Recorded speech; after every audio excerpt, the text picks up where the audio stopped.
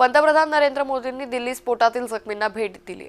हॉस्पिटलमध्ये जाऊन त्यांची भेट घेतली, जखमींची विचारपूस केली। दिल्ली कार स्फोटात 20 जण जखमी झाले।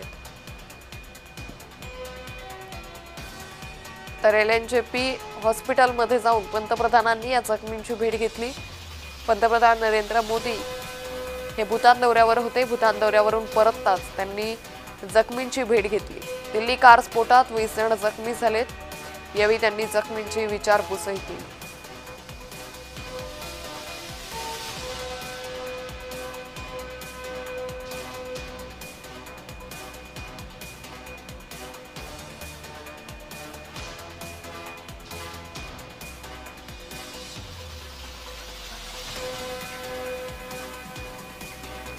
तर पंतप्रधान नरेंद्र मोदी यांनी जखमींची भेट घेतली।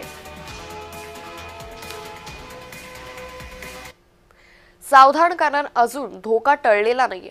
आणखी 2 दहशतवादी दिल्लीतच लपून बसल्याचा संशय व्यक्त करण्यात येतोय।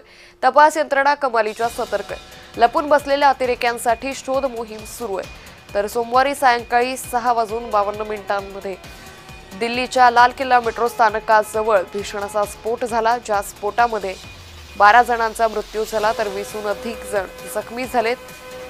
तर त्यानंतर भारतातील तपास यंत्रणा या अलर्ट मोडवर आल्याचं पाहायला मिळालं होतं।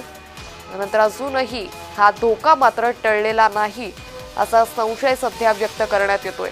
आणखी 2 दहशतवादी दिल्लीतच लपून बसल्याचा संशय, तपास यंत्रणा कमालीच्या सतर्क आहे। या लपून बसलेल्या अतिरेक्यांसाठी शोध मोहीम सुरू करण्यात आली आहे। तर दिल्ली पोलीस असतील, त्याचबरोबर एनआयए असेल, यांच्याकडून या लपून बसलेल्या दहशतवाद्यांचा शोध सध्या घेतला जातोय।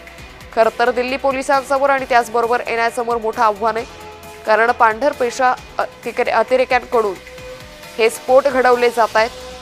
त्यामुळे या दहशतवाद्यांचा शोध आता कशा पद्धतीने घेतला जातो हे पाहणं अतिशय महत्त्वाचं ठरणार आहे। मात्र या सगळ्या पार्श्वभूमीवर फक्त दिल्ली नाही तर संपूर्ण देशभरात हाय अलर्ट जारी करण्यात आलेला आहे।